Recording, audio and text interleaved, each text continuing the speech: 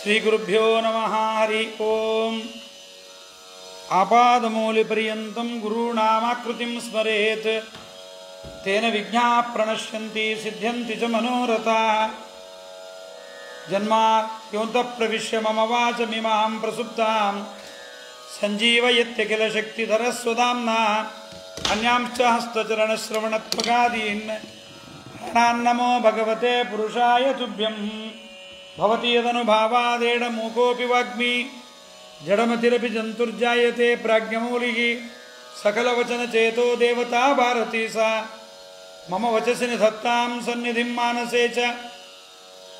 श्रीमतो राघवेन्द्रस्य नमामि पदपङ्कजे कामिताशेषकल्याण कलनाकल्पपादपोः जलज्येष्ठनिभाकारं जगदीशपदाश्रयं जगतीतलविख्यातं जगन्नाथगुरून् भजे।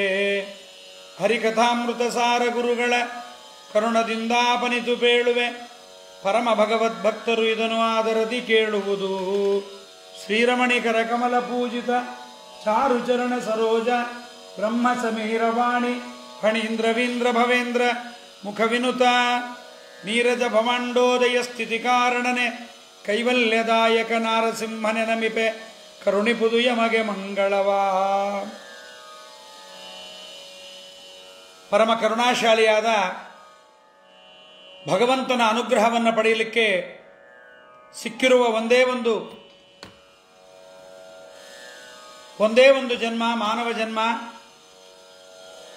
ಈ ಮಾನವ ಜನ್ಮದಲ್ಲಿ ಮಾತ್ರ ಭಗವದ್ ಅನುಗ್ರಹವನ್ನು ಪಡೆದುಕೊಳ್ಳಲಿಕ್ಕೆ ಸಾಧ್ಯ.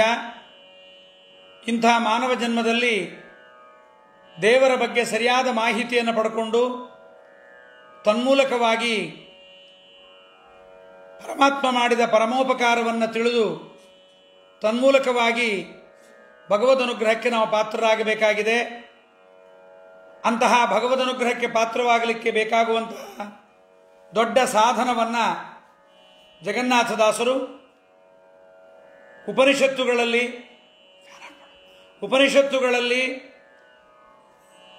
ಮತ್ತು ವೇದಗಳಲ್ಲಿ ಶ್ರೀಮದ್ ಆನಂದತೀರ್ಥರ ಭಗವತ್ಪಾದರ ಸಕಲ ಕೃತಿಗಳಲ್ಲಿ ಇರತಕ್ಕಂತಹ ಅನೇಕ ರಹಸ್ಯಮಯವಾದ ಪ್ರಮೇಯಗಳನ್ನು ಕಲಿಯುಗದ ಸಂಸಾರದಲ್ಲಿ ಬಿದ್ದು ತೊಳಲಾಡುವ ಸುಜನರ ಉದ್ಧಾರಕ್ಕೋಸ್ಕರವಾಗಿ ಜಗನ್ನಾಥದಾಸರು ಮಾಡಿಕೊಟ್ಟಿದ್ದಾರೆ. ದೇವಸ್ಥಾನಕ್ಕೆ ಹೋಗೋದು, ದೇವರಿಗೆ ನಮಸ್ಕಾರ ಮಾಡೋದು ಅಂದರೆ ಬರೀ ಅಲಂಕಾರವನ್ನು, ಮಂಗಳಾರತಿಯನ್ನು, ಹೂವಿನ ಹಾರಗಳನ್ನು ನೋಡುವುದಲ್ಲ. ಭಗವಂತನನ್ನು ನೋಡುವುದು ಅಂದರೆ ಅವನ ಗುಣಮೂಲಕವಾಗಿ ನೋಡೋದು. ದೇವರಿಗೆ ತುಂಬ ಪ್ರೀತಿಯಾದ ವ್ಯಕ್ತಿ ಯಾರು ಅಂದರೆ, ದೇವಸ್ಥಾನದಲ್ಲಿ ಯಾರು ಹೆಚ್ಚು ಸೇವೆಯನ್ನು ಮಾಡಿಸ್ತಾರೆ, ಯಾರು ದುಡ್ಡು ಹೆಚ್ಚು ಖರ್ಚು ಮಾಡ್ತಾರೆ ಅವರನ್ನು ತುಂಬ ದೊಡ್ಡ ಸೇವಕರು, ತುಂಬ ದೇವರಿಗೆ ಪ್ರಿಯರು ಅಂತ ನಾವು ಹೇಳ್ತೇವೆ. ಆದರೆ ಇದು ದೇವರು ಹೇಳಿದ್ದಲ್ಲ. ನನಗೆ ಅತ್ಯಂತ ಪ್ರಿಯರು ಯಾರು ಅನ್ನೋದನ್ನು ನಾವು ಮಾತ್ರ ಮಾಡಿಕೊಂಡಿದ್ದೇವೆ. ನಾವೇ ಒಂದು ಕಮಿಟಿ ಮಾಡಿಕೊಂಡು ಈ ಸೇವೆ ಮಾಡಿಸಿದವರು ದೊಡ್ಡವರು, ಈ ಸೇವೆ ಮಾಡಿಸಿದವರು ಸಣ್ಣವರು, 20,000 ರೂಪಾಯಿ, 2,000 ರೂಪಾಯಿ, 1,000 ರೂಪಾಯಿ ಅಂತ. ಆದರೆ ದೇವರಿಗೆ ಪ್ರಿಯರಾದವರು ಯಾರು ಅಂದಾಗ ದೇವರೇ ಹೇಳ್ತಾನೆ, ನ ತಾದೃಶಿ ಪ್ರೀತಿ ರೀಢ್ಯಸ್ಯ ವಿಷ್ಣೋ ಗುಣೋತ್ಕರ್ಷ ಜ್ಞಾತರಿ ಯಾದೃಶಿ ಸ್ಯಾತ್. ನನ್ನ ಗುಣಚಿಂತನೆಯನ್ನು ಯಾರು ಮಾಡ್ತಾನೆ ಅವನೇ ನನಗೆ ಅತ್ಯಂತ ಪ್ರಿಯ. ನನ್ನ ಗುಣಚಿಂತನೆಯನ್ನು ಮಾಡಬೇಕು. ನನ್ನ ಗುಣಗಳ ಬಗ್ಗೆ ಸರಿಯಾದ ಮಾಹಿತಿಯನ್ನು ಪಡ್ಕೊಂಡು ನನ್ನನ್ನು ಸರಿಯಾಗಿ ತಿಳ್ಕೊಂಡು ನನ್ನನ್ನು ಉಪಾಸನೆ ಮಾಡತಕ್ಕಂಥವನೇ ಶ್ರೇಷ್ಠನಾದ ಭಕ್ತ ಎಂಬುದಾಗಿ ಪರಮಾತ್ಮ ಹೇಳಿದ್ದಾನೆ.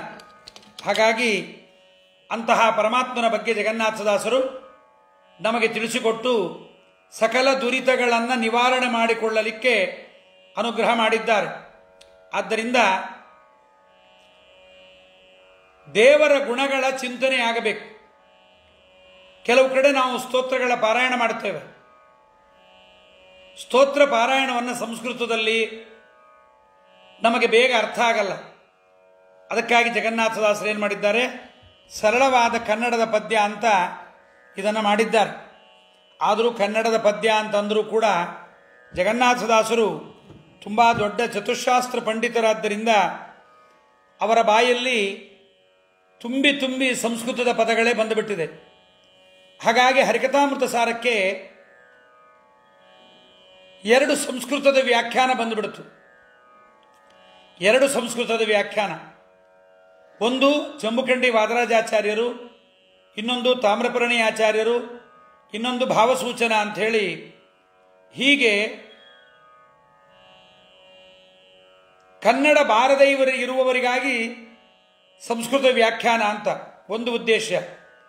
ಮತ್ತೊಂದು ಉದ್ದೇಶ, ಕನ್ನಡ ಬಂದವರಿಗೂ ಪ್ರಮಾಣಗಳನ್ನು ಹುಡುಕೋದು ಕಷ್ಟವಾದ್ದರಿಂದ ಯಾವ್ಯಾವ ಪ್ರಮಾಣಗಳನ್ನು ಜಗನ್ನಾಥದಾಸರು ಸ್ವೀಕಾರ ಮಾಡಿ ಏನು ಮಾಡಿದ್ದಾರೆಂಬುದನ್ನು ತಿಳಿಸಲಿಕ್ಕೋಸ್ಕರವಾಗಿ ಎಲ್ಲೆಲ್ಲಿಂದ ಇದನ್ನು ಆಯ್ದು ತಂದು ಈ ಉಪನ್ಯಾಸವನ್ನು ಮಾಡಿದ್ದಾರೆ ಜಗನ್ನಾಥದಾಸರು ಅನ್ನೋದು ತಿಳಿಯುವುದಕ್ಕೋಸ್ಕರವಾಗಿ ಅನೇಕ ಪ್ರಮಾಣಗಳನ್ನು ಜಂಬುಕಂಡಿ ವಾದರಾಜಾಚಾರ್ಯರು ನಮಗೆ ತೋರಿಸಿಕೊಡ್ತಾ ಇದ್ದಾರೆ.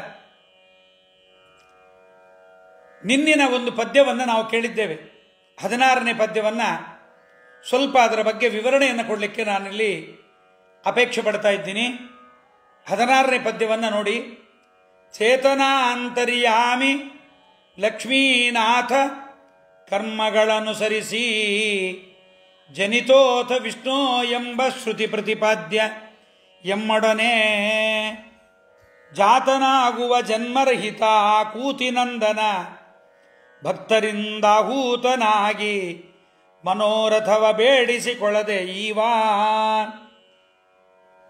ದೇವರು ಹುಟ್ಟುತ್ತಾನ ಅಂತ ಕೇಳಿದ್ರೆ ಅನೇಕರು ಹೇಳ್ತಾರೆ, ಹೌದು ಪರಮಾತ್ಮನಿಗೂ ಹುಟ್ಟಿದೆ. ಹುಟ್ಟು ಅಂದ್ರೆ ಏನು? ಸ್ತ್ರೀಯರ ಶೋಣಿತ, ಪುರುಷರ ಶುಕ್ಲ, ಇವೆರಡರ ಮೇಳನವಾಗಾದಾಗ ಬರತಕ್ಕಂಥ ಸ್ಥೂಲ ದೇಹ, ಅದು ಪ್ರಾಕೃತ ದೇಹ. ಪ್ರಾಕೃತ ಅಂದರೆ ಪಾಂಚಭೌತಿಕವಾದ ಪೃಥ್ವಿ, ಅಪ್ಪು, ತೇಜ, ವಾಯು, ಆಕಾಶಗಳಿಂದ ಆಗುವ ದೇಹ. ಈ ದೇಹ ಹುಟ್ಟಬೇಕಾದ್ರೆ ಪಂಚಮಹಾಯಜ್ಞ ಸಂಧಿಯಲ್ಲಿ ಹೇಳಿದಂತೆ ಜನನಿಪಿತ ಭೂ ವಾರಿದಾಂಬರವೆನಿಸುವ ಪಂಚಾಗ್ನಿಯಲ್ಲಿ ಜೀವರನ್ನು ಹೋಮ ಮಾಡ್ತಾರೆ ದೇವತೆಗಳು. ಇದು ಪಾಂಚಭೌತಿಕ ದೇಹ ಬರೋವರಿಗೆ. ಪರಮಾತ್ಮನಿಗೆ ಅವನ ದೇಹಕ್ಕೆ ಭೇದ ಇಲ್ಲ, ಇದು ತಿಳಿಯಬೇಕು. ದೇವರನ್ನು ತಿಳಿಯುವುದು ಅಂದರೆ ಬರೀ ಅಲಂಕಾರ ಅಲ್ಲ. ಹೇಳಿದ್ದೇನೆ, ಪರಮಾತ್ಮನನ್ನು ತಿಳಿಯುವುದು ಅಂತಂದರೆ ಅವನ ಹುಟ್ಟು ಹೇಗೆ, ಅವನ ಬೆಳವಣಿಗೆ ಹೇಗೆ, ದೇವರಿಗೆ ಸಾವುಂಟೆ, ದೇವರಿಗೆ ಹೊಡೆದರೆ ತಲೆ ಒಡೆಯುತ್ತಾ ಹೇಗೆ, ಇವೇ ಮೊದಲಾದ ಪ್ರಶ್ನೆಗಳನ್ನು ನಾವು ತಿಳ್ಕೋಬೇಕು. ಎಲ್ಲ ನಮ್ಮಂತೆ ದೇವರು. ಇವತ್ತು ಆಧುನಿಕರು ಏನೇನೋ ಹೇಳ್ತಾರೆ, ದೇವರೊಬ್ಬ, ನಾಮ ಹಲವು, ಎಲ್ಲವೂ ದೇವರೇ, ದೇವರ ಬಿಟ್ಟು ಏನೂ ಇಲ್ಲ, ಎಲ್ಲವೂ ದೇವರಾದರೆ ಎಲ್ಲರಿಗೂ ದುಃಖ ಬರಬೇಕು, ಎಲ್ಲರಿಗೂ ಸುಖ ಬರಬೇಕು, ಈ ವಿಭಿನ್ನತೆ ಯಾಕೆ? ಇದೆಲ್ಲವನ್ನು ನಾವು ತಿಳ್ಕೋಬೇಕು. ತಿಳಿಯದೆ ನಾವು ಅದನ್ನು ದೇವರ ಮುಂದೆ ನಿಂತು 1000 ಪ್ರದಕ್ಷಿಣೆ ಮಾಡಿದರೂ ಪ್ರಯೋಜನ ಇಲ್ಲ. ಹಾಗಾಗಿ ಶಾಸ್ತ್ರದಲ್ಲಿ ಈ ಪ್ರಮೇಯಗಳನ್ನು ನಮಗೆ ತೋರಿಸಿಕೊಟ್ಟಿದ್ದಾರೆ. ಈ ಪ್ರಮೇಯಗಳ ಜ್ಞಾನವನ್ನು ನಾವು ಮಾಡಿಕೊಳ್ಳಬೇಕು. ಹಾಗಾಗಿ ಜಗನ್ನಾಥದಾಸರು ದೇವರ ಬಗ್ಗೆ ಒಂದು ಹೇಳ್ತಾ ಇದ್ದಾರೆ. ನಿನ್ನೆ ಹೇಳಿದೆ, ದೇವರನ್ನು ಎಲ್ಲಿ ನೋಡಬೇಕು ಅಂದರೆ ಚೇತನಾಂತರ್ಯಾಮಿ, ಪ್ರತಿಮಾದಲ್ಲೂ ಇದ್ದಾನೆ, ಪ್ರತಿಯೊಂದು ಪದಾರ್ಥಗಳಲ್ಲೂ ಇದ್ದಾನೆ. ಆದರೆ ದೇವರನ್ನು ನಾವು ಬೇಗ ನೋಡಿ ಸಂತೋಷಪಡಿಸಬಹುದಾದ ಜಾಗ ಚೇತನರ ಒಳಗೆ, ಜೀವರ ಒಳಗೆ ಇದ್ದಾನೆ. ಅವನಿಗೆ ಕರ್ಮಗಳಿಂದ ಹುಟ್ಟೋದು ದೇವರಿಗಿಲ್ಲ. ಆದರೂ ಪರಮಾತ್ಮನಿಗೆ ಜನ್ಮ ಅಂದರೆ ಪ್ರಾದುರ್ಭಾವ ಹರೇರ್ಜನಿಹಿ, ಕಣ್ಣಿಗೆ ಕಾಣಿಸಿಕೊಳ್ಳುವುದೇ ದೇವರಿಗೆ ಹುಟ್ಟು ಅಂತ ಹೇಳ್ತಾರೆ. ನಮ್ಮ ಕಣ್ಣಿಗೆ ಕಾಣಿಸಿಕೊಳ್ಳುವುದೇ ದೇವರಿಗೆ ಹುಟ್ಟು. ನಮ್ಮದು ಹಾಗಲ್ಲ. ಪ್ರಾಕೃತ ದೇಹದ ಸಂಬಂಧ, ತಾಯಿಯ ಗರ್ಭದಲ್ಲಿ 9 ತಿಂಗಳು ಬೆಳೆಯಬೇಕು. ಪರಮಾತ್ಮನಿಗೆ ಆ ಥರದ್ದಿಲ್ಲ. ಆದ್ದರಿಂದ ಪರಮಾತ್ಮನಿಗೆ ಜನಿತೋಥ ವಿಷ್ಣು ಅಂತಾರೆ. ದೇವರಿಗೆ ಪ್ರದ್ಯುಮ್ನ ರೂಪಿ ಭಗವಂತ ಪುರುಷನ ರೇತಸ್ಸಿನಲ್ಲಿ ಬಂದು ತಾನು ಸ್ತ್ರೀಯ ದೇಹವನ್ನು ಪ್ರವೇಶ ಮಾಡುತ್ತಾನೆ. ಅದು ದೇವರಿಗೆ ಪ್ರಥಮ ಜನ್ಮ ಅಂತಾರೆ ಷೋಡಶಿಯಲ್ಲಿ ಅರಣ್ಯಕಾಚಾರ್ಯರು. ತಾಯಿಯಲ್ಲಿದ್ದ ಆ ಜೀವ ಪುರುಷನ ರೇತೋರೂಪವಾಗಿ ಬಂದ ಆ ದೇಹ ಅದು 9 ತಿಂಗಳಾದ ಮೇಲೆ ಹೊರಗೆ ಬರುತ್ತೆ. ಅದು ದೇವರಿಗೆ 2ನೇ ಜನ್ಮ ಅಂತಾರೆ. ಹೀಗೆ ದೇವರನ್ನ ಭಗವದ್ಭಕ್ತರು ಕರೆದಾಗ ನಮ್ಮ ಹೊಟ್ಟೆಯಲ್ಲಿ ಜೀವರನ್ನು ಕರ್ಕೊಂಡು ಬರಬೇಕು ದೇವರು. ನಾವೊಬ್ಬರೇ ಬರಲಿಕ್ಕಾಗಲ್ಲ, ನಾವೊಬ್ಬರೇ ಊಟ ಮಾಡಲಿಕ್ಕಾಗಲ್ಲ, ನಾವೊಬ್ಬರೇ ಓಡಾಡಲಿಕ್ಕಾಗಲ್ಲ. ಯಾಕೆಂದರೆ ನಾವು ಸಂಪೂರ್ಣವಾದ ಅಸ್ವಾತಂತ್ರ್ಯ ನಮ್ಮದು, ನಮ್ಮಲ್ಲಿ ಸ್ವಾತಂತ್ರ್ಯವೇ ಇಲ್ಲ. ಹಾಗಾಗಿ ಪರಮಸ್ವತಂತ್ರನಾದ ಭಗವಂತನನ್ನು ನಾವು ಸರಿಯಾಗಿ ತಿಳಿಬೇಕು.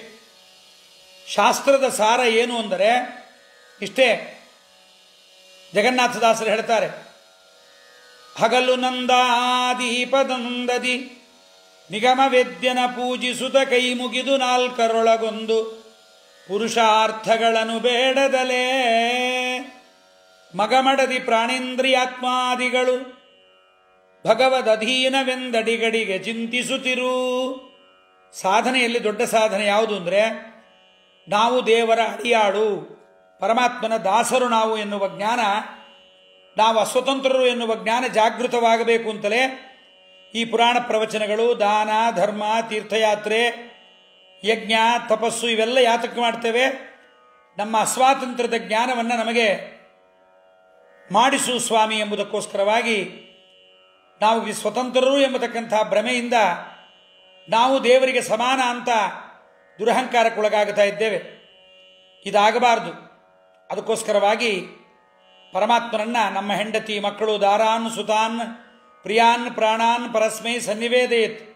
ಈ ಹೆಂಡತಿ, ಈ ಮಕ್ಕಳು, ಈ ಮನೆ, ಈ ಎಲ್ಲವೂ ನಿನ್ನ ಅಡಿಯಾಳುಗಳು ಸ್ವಾಮಿ ನಾವು ಎನ್ನುವ ಜ್ಞಾನ ನಮಗಿರಬೇಕು. ಅದಿದ್ದರೆ ಮಾತ್ರ ಸಾಧ್ಯ. ಅದಕ್ಕಾಗಿ ಇವೆಲ್ಲ ಸಾಧನ, ಇವೆಲ್ಲ ವಿಧಿನಿಷೇಧಗಳು, ಮಡಿ ಮೈಲಿಗೆ, ಇವೆಲ್ಲದರ ಉದ್ದೇಶವೇ ಇದಕ್ಕೋಸ್ಕರವಾಗಿದೆ. ಹಾಗಾಗಿ ಆ ಪರಮಾತ್ಮ ಅವನ ಜ್ಞಾನವನ್ನು ಪಡ್ಕೊಳ್ಳೋದು ಅಂದರೆ ಇದೇ ಜ್ಞಾನವನ್ನು ಪಡ್ಕೊಳ್ಬೇಕು. ಏನೋ ಕೃಷ್ಣ ಹುಟ್ಟಿದ, ಕಂಸನನ್ನು ಕೊಂದ, ರಾಮ ಬಂದ, ರಾವಣನನ್ನು ಕೊಂದ, ಕುಂಭಕರ್ಣನನ್ನು ಕೊಂದ, ಇದೆಲ್ಲ ಅಲ್ಲ. ಆ ಕಥೆಗಳ ಮೂಲಕವಾಗಿ ಅವನ ಸರ್ವೋತ್ತಮತ್ವ, ಬ್ರಹ್ಮರುದ್ರಾದಿಗಳು ಕೊಟ್ಟಿರತಕ್ಕಂಥ ವರವನ್ನೂ ಕೂಡ ಪರಮಾತ್ಮ ಅಪಲಾಪ ಮಾಡಬಲ್ಲ ಅನ್ನುವುದನ್ನೆಲ್ಲವನ್ನೂ ಕೂಡ ತಿಳಿಯಬೇಕು ಎಂಬುದನ್ನು ಹೇಳ್ತಾ, ಪರಮಾತ್ಮ ನಮ್ಮ ಜೊತೆಗೆ ಬರ್ತಾನೆ.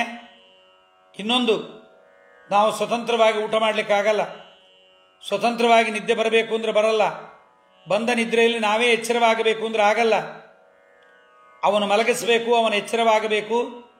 ಗರ್ಭಿಣಿ ಸ್ತ್ರೀ ಉಂಡ ಭೋಜನ ಗರ್ಭಗತ ಶಿಶು ಉಂಬತೆರದಲ್ಲಿ ಅರ್ಭಕನು ತಾನುಂಡು ಉಣಿಸುವನು. ಗರ್ಭಿಣಿ ಸ್ತ್ರೀ ಊಟ ಮಾಡಿದರೆ ಹೇಗೆ ಮಗುವೂ ಊಟ ಮಾಡುತ್ತೋ ಹಾಗೆ ಪರಮಾತ್ಮನೂ ಕೂಡ ತಾನು ಉಂಡು ನಮಗೆ ಊಟವನ್ನು ಮಾಡಿಸ್ತಾನೆ ಎನ್ನುವುದನ್ನು ದಾಸರಾಯರು ನಮಗೆ ತಿಳಿಸಿಕೊಟ್ಟಿದ್ದಾರೆ. ಹಾಗಾಗಿ ಅಂಥ ಪರಮಾತ್ಮ ನಮ್ಮ ಜೊತೆಗೆ ಹುಟ್ಟಿದ್ದಾನೆ ಎಂಬುದಕ್ಕೋಸ್ಕರವಾಗಿ ಆ ಪರಮಾತ್ಮನನ್ನು ನಮ್ಮ ಜೊತೆಗಿದ್ದಾನೆ. ನಮ್ಮ ದೇಹ, ನಮ್ಮ ಹೆಂಡತಿ, ನಮ್ಮ ಮಕ್ಕಳು, ನಮ್ಮ ಎಲ್ಲ ಸಂಪತ್ತು ದೇವರಿಗೆ ಎಂಬುದನ್ನು ತಿಳಿಸ್ತಾ, ಈ ದೇಹದಲ್ಲಿ ಮಮತೆ ಅಹಂಕಾರವನ್ನು ಬಿಡಬೇಕು. ಈ ದೇಹ ನಂದು ಅಂತ ಅನ್ನಬಾರದು. ಆದರೆ ಅಂದೇ ಇದ್ದರೆ ಸಾಧನೆ ಆಗಲ್ಲ. ಅದಕ್ಕೆ ದಾಸರು ಒಂದು ಕಡೆ ಬೈತಾರೆ, ಜಗನ್ನಾಥ ದಾಸರು, ನಾನು ನನ್ನದು ಎಂಬ ಜಡಮತಿ ಹೀನಮಾನವನು ಮಾಡುವ ಏನೇನು ಕರ್ಮಗಳ ದಾನವರು ಸೆಳೆದು ಇವರಲ್ಲದೆ ಶ್ರೀನಿವಾಸನು ಸ್ವೀಕರಿಸ ಮದ್ದಾನೆ ಪಕ್ವ ಕಪಿತ್ತ ಭಕ್ಷಿಸಿದವೋಲ್ ಅಹುದು. ಮದ್ದಾನೆ ಎಂಬತಕ್ಕಂಥ ಒಂದು ಹುಳ ಒಳಗಿದ್ದ ಹಣ್ಣನ್ನೆಲ್ಲ ತಿಂದು ಬರೆಯುವ ಮೇಲಿನ ಕೊರಟೆಯನ್ನು ಮಾತ್ರ ಉಳಿಸುವಂತೆ ನಾನು ನನ್ನದು ಎಂಬತಕ್ಕಂಥದ್ದನ್ನು ನಾ ಮಾಡಿದೆ, ನಾನು ಉಪನ್ಯಾಸ ಹೇಳಿದೆ, ನಾನು ಅದು ಮಾಡಿದೆ, ಇದು ಮಾಡಿದೆ ಅಂತ ಬಹಳಷ್ಟು ಮಾಡಿದವರ ಪುಣ್ಯವನ್ನು ಪರಮಾತ್ಮ ದಾನವರು ಸೆಳೆದ ಇವರಲ್ಲದೆ ದೈತ್ಯರು ತೊಗೊಂಡು ಹೋಗಿಬಿಡ್ತಾರಂತೆ. ಅದಕ್ಕೆ ಮಾಧ್ವಮತದಲ್ಲಿ ಒಂದು ದೊಡ್ಡ ಸ್ಲೋಗನ್ ಇದೆ, ಎಲ್ಲರ ಮನೆಯಲ್ಲಿ ಹಾಕ್ಕೊಂಡಿರ್ತಾರೆ, ನಾಹಂಕರ್ತ ಹರಿಕರ್ತ ತತ್ಪೂಜಾ ಕರ್ಮಚಾಖಿಲಂ ಅಂತ. ನಾನು ಸ್ವತಂತ್ರ ಕರ್ತನಲ್ಲ, ಅಸ್ವತಂತ್ರ ಕರ್ತ. ಪರಮಾತ್ಮನಲ್ಲಿದ್ದು ಪ್ರೇರಣೆ ಮಾಡಿದರೆ ಮಾತ್ರ, ಅವನು ಮಾಡಿಸಿದರೆ ಮಾತ್ರ ನಾನು ಮಾಡಬಲ್ಲೆ ಎಂಬತಕ್ಕಂಥ ಜ್ಞಾನ ನಮಗೆ ಸದಾ ಪ್ರಚುರವಾಗಿರಬೇಕು. ಅದನ್ನು ಹೇಳಿ ಪರಮಾತ್ಮ ನಮ್ಮ ದೇಹದಲ್ಲಿ ಯಾವ್ಯಾವ ರೂಪಗಳಿಂದ ಎಷ್ಟೆಷ್ಟು ಕಡೆ ಇದ್ದಾನೆ ಎಂಬುದನ್ನು ಜಗನ್ನಾಥದಾಸರು ಪೂರ್ವ ಸಂಧಿಗಳಲ್ಲಿ ಬೇಕಾದಷ್ಟು ಕಡೆ ತಿಳಿಸಿದ್ದಾರೆ. ಇದು ಸಕಲ ದುರಿತ ನಿವಾರಣ ಸಂಧಿ. ಎಲ್ಲ ಪಾಪಗಳು ಹೋಗಬೇಕಾದ್ರೆ ದಾನ ಕೊಟ್ಟರೆ ಪಾಪ ಹೋಗಲ್ಲ, ತೀರ್ಥದಲ್ಲಿ ಸ್ನಾನ ಮಾಡಿದರೆ ಹೋಗಲ್ಲ, ಯಜ್ಞ ಮಾಡಿದರೆ ಹೋಗಲ್ಲ. ಪಾಪಗಳು ಹೋಗಬೇಕಾದ್ರೆ ಹರಿನಾಮ ಸ್ಮರಣೆಯಿಂದ ಆಗಬೇಕು. ಆ ಹರಿನಾಮ ಸ್ಮರಣೆಯನ್ನು ಮಾಡಬೇಕಾದ್ರೆ ತದ್ಗುಣರಾಗಿ ಐರಿಹ, ಅವನ ಗುಣದಲ್ಲಿ ಪ್ರೀತಿ ಬರಬೇಕು. ಅವನ ಗುಣದಲ್ಲಿ ಪ್ರೀತಿ ಬರಬೇಕು, ದೇವರಲ್ಲಿ ಪ್ರೀತಿ ಬರಬೇಕು ಅಂದರೆ ಅವನ ಗುಣಗಳ ಜ್ಞಾನ ಆಗಬೇಕು. ಪರಮಾತ್ಮನ ಗುಣಗಳ ಜ್ಞಾನ ಆದಾಗ ಅವನಲ್ಲಿ ಅಭಿಮಾನ ಬರುತ್ತೆ. ಅದಕ್ಕೆ ವಿಜಯದಾಸರಂತಾರೆ, ನಿನ್ನ ಸುಗುಣಗಳ ನಂಬುಗೆ ಎನಗಿಲ್ಲ. ದೇವರ ಗುಣಗಳ ಬಗ್ಗೆ ನಮಗೆ ನಂಬಿಕೆ ಇಲ್ಲ. ಎಲ್ಲ ಡಾಕ್ಟರ್ ನಂಬುತ್ತೇವೆ. ಎಷ್ಟು ಜನ ಜಪ ಮಾಡಿದ್ದಾರೆ ಹೇಳ್ರಿ? ಹರಿಕಥಾಮೃತಸಾರದ ಪಂಚತನ್ಮಾತ್ರ ಸಂಧಿಯಲ್ಲಿ ಬರುತ್ತೆ. ಜ್ವರಹರಾಹ್ವಯ ನಾರಸಿಂಹನ ಕೊರೋನಾಕ್ಕೆ ಬಾಬಾ ರಾಮದೇವ್ ಔಷಧಿ, ಗಿರಿಧರ್ ಖಜೆ ಔಷಧಿ, ಇನ್ಯಾರ್ಯಾರೋ ಆಯುಷ್ ಕ್ವಾಥ ಅಂತ ಕೊಟ್ಟಿದ್ದನ್ನು ಕುಡಿದುವೆ ಹೊರತು ಜ್ವರಹರ ಮಾಡ್ತಕ್ಕಂಥ ನರಸಿಂಹನ ರೂಪದ ಸ್ಮರಣೆ ಎಲ್ಲೋ ಕೆಲವರು ಮಾಡ್ತಾರೆ. ಹಾಗಾಗಿ ಅಂಥ ಪರಮಾತ್ಮ ನಮ್ಮ ದೇಹದ ಇಂದ್ರಿಯಗಳಲ್ಲಿ, ನಮ್ಮ ದೇಹದ ನಾನಾ ಭಾಗಗಳಲ್ಲಿ ಪರಮಾತ್ಮ ಇದ್ದಾನೆ ಎಂಬುದನ್ನು ಹೇಳಿದರು. ಆದರೂ ಪುನಃ ಈಗ ಇದು ವಿಶಿಷ್ಟವಾದ ಪಾಪ ಪರಿಹಾರಕವಾದ ಸಂಧಿಯಾದ್ದರಿಂದ ಇಲ್ಲಿ ಮತ್ತೆ ಜಗನ್ನಾಥದಾಸರಂತ ಇದ್ದಾರೆ, ಸ್ವಲ್ಪ ಕಠಿಣವಾದ ಶಬ್ದಗಳು, ಅರ್ಥ ಬಿಡಿಸ್ತೀನಿ. ಮಾಧ್ಯಾಹ್ನಿಕ ಸಂಧ್ಯಾವಂದನೆ ಮಾಡುವಾಗ ಒಂದು ಮಂತ್ರ ಹೇಳ್ತೇವೆ. ದೇವರ 16 ರೂಪಗಳ ಚಿಂತನೆ ಮಾಡ್ತೀವಿ.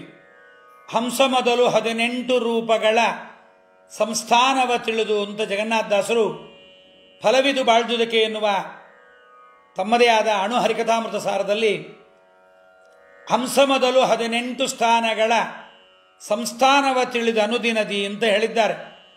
ಹಂಸ ಮೊದಲು 18 ಯಾವ್ಯಾವುದು ಮಂತ್ರ ಹೇಳ್ತೇನೆ. ಮೊದಲು ದಾಸರದನ್ನು ಬಿಡಿಸ್ತಾರೆ. ಹಂಸ ಶುಚಿಷದ್ವಸುರಂತರಿಕ್ಷಸತ್ ಹೋತಾವೇಧಿಸತ್ ಅತಿಥಿರ್ದುರೋಣಸತ್ ನೃಷದ್ವರ ಸದೃತ ಸದ್ಯೋಮ ಸದಬ್ಜ ಗೋಜಾರುತಜ ಅದ್ರಿಜ ಋತಂ ಬೃಹತ್. ಈ 18 ರೂಪಗಳು ನಮ್ಮ ದೇಹದಲ್ಲಿದೆ. ಇಲ್ಲಿ ಪರಮಾತ್ಮ ಈ 18 ರೂಪದಿಂದ ಜಗತ್ತನ್ನು ನೇಮನ ಮಾಡ್ತಾ ಇದ್ದಾನೆ. ಯಾವುದದು, ಏನು ನಿಯಮನ ಮಾಡ್ತಾ ಇದ್ದಾನೆ ಪರಮಾತ್ಮ ಅನ್ನೋದನ್ನ ಈಗ ನೋಡೋಣ ನಾವು.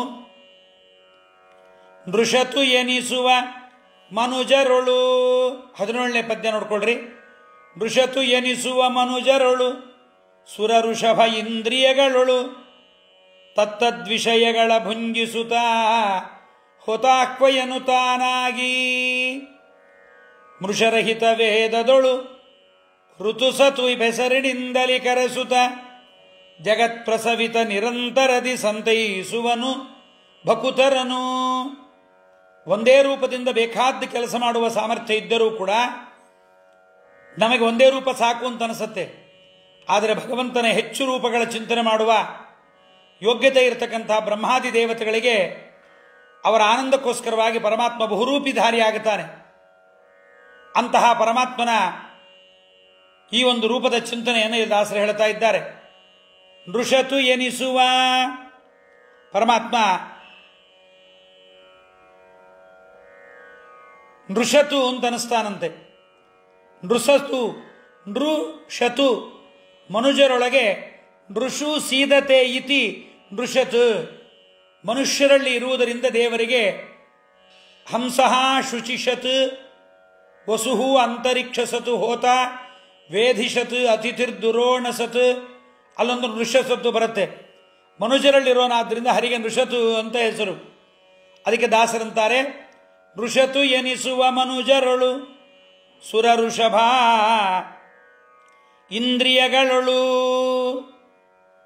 ಸುರ ಋಷಭ ಉತ್ತಮರಾದ ಬ್ರಹ್ಮಾದಿ ದೇವತೆಗಳಲ್ಲಿ ಶ್ರೇಷ್ಠನಾದ್ದರಿಂದ ಆ ಪರಮಾತ್ಮ ವರೇಶು ಬ್ರಹ್ಮಾದಿ ದೇವೇಶು ಸೀದತೆ ಇತಿ ವರಸತ್.